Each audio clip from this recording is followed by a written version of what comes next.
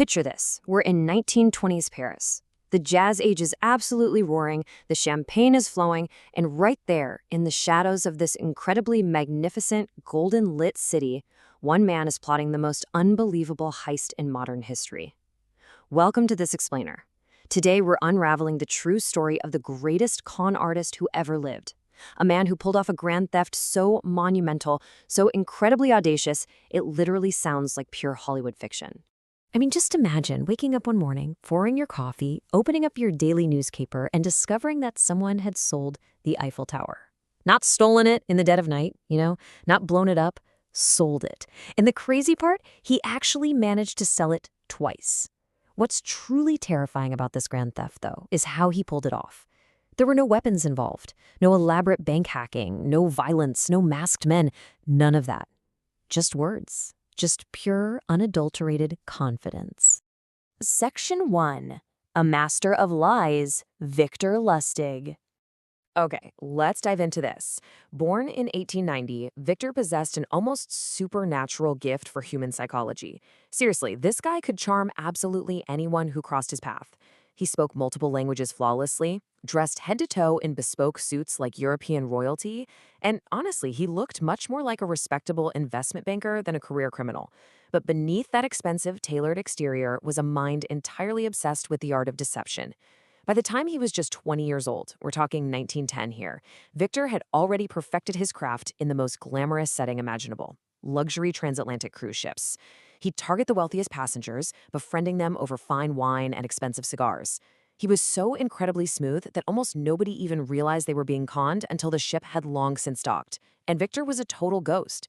But swindling rich vacationers? Well, that just wasn't enough for him anymore. Victor wasn't thinking small. He wanted a monumental score. And that brings us to 1925 and the opportunity of a lifetime. Section 2. The perfect opportunity. The rusty monument. So in 1925, Victor is reading newspapers across France, and he notices this recurring, kind of unusual story. The Eiffel Tower, which, remember, was originally built just as a temporary structure for the 1889 World's Fair, was falling into major disrepair. It was rusting, it was aging, and it was becoming incredibly expensive for the city of Paris to maintain. In fact, some politicians were actually discussing the very real possibility of just tearing the whole thing down. Now, where the general public saw a rusty monument, Victor Lustig saw the ultimate mark. His methodology here is an absolute masterclass in manipulation. First, he forges these incredibly convincing, highly official-looking government documents. Next, he completely reinvents himself, posing as the Deputy Director General of the Ministry of Posts and Telegraphs. And finally, he sends out these highly confidential invitations to 6 of the absolute wealthiest scrap metal dealers in Paris, gathering them for a secret meeting at the prestigious Hôtel de Créon. What these 6 wealthy, highly experienced businessmen didn't know was that they were about to be convinced to bid on 7,000 tons of the most famous iron in the world. He laid out the ultimate lie. He tells the dealers, look, the government wants to scrap the tower, but to avoid massive public outrage, this sale has to remain absolutely top secret.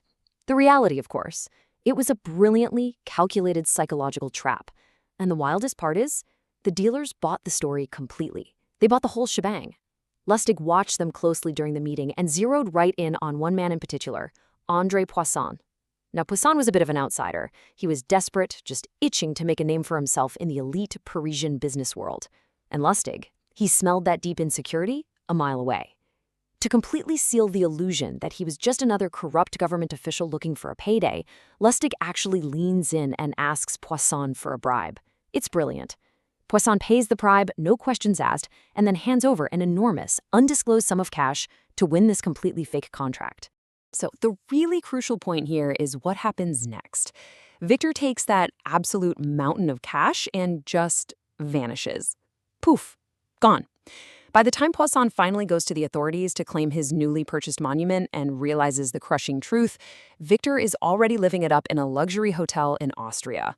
But here, right here, is the true genius of Lustig's psychological profiling. He knew Poisson's pride would be his ultimate shield.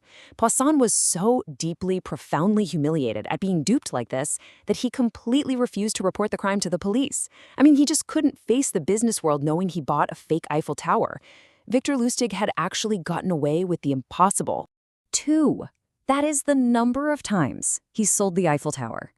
Just let that sink in for a second. 2 times. Most criminals, if they pull off the heist of the century, they're going to retire to a private island somewhere, sip cocktails, and never work another day in their lives. Not Victor Lustig. No way. His ego was just as massive as his ambition. A short time later, when he realizes the crime was never even reported in the newspapers, he hops on a train right back to Paris. He gathers a completely new group of scrap metal dealers and attempts the exact same scam a second time. However, the second time around didn't go quite as smoothly. One of these new businessmen grew incredibly suspicious of this highly secretive cash-only government deal. I mean, it sounded too good to be true, right? So he takes those forged documents straight to the police. The authorities immediately launched this massive manhunt. But Victor was always one step ahead. He manages to escape Paris just hours, literally hours, before the officers kick in the door of his hotel room. His luck in Europe had finally begun to run out. But as we're about to see, his biggest and most absolutely audacious scams were still waiting for him. Section 3. Fooling America. The Great Depression. With the European authorities on high alert, Victor decides to cross the Atlantic. He arrives in an America plunged deep into the Great Depression, finding millions of people desperately looking for a miracle.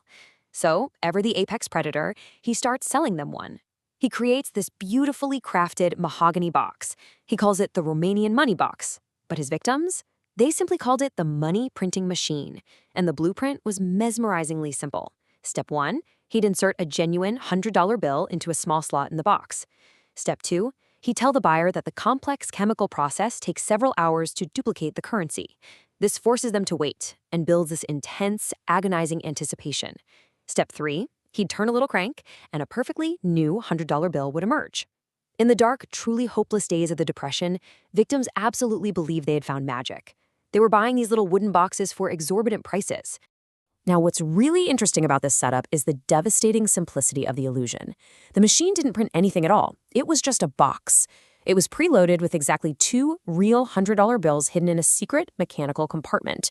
By the time the poor buyer took this wildly expensive box home, waited the required hours for the next bill to magically print, and realized nothing but blank paper was coming out, Victor was already states away carrying their entire life savings. Through this incredibly simple wooden box, he stole hundreds of thousands of dollars from desperate Americans. To put that into perspective, adjusted for today's inflation, we're talking about millions of dollars. Just gone.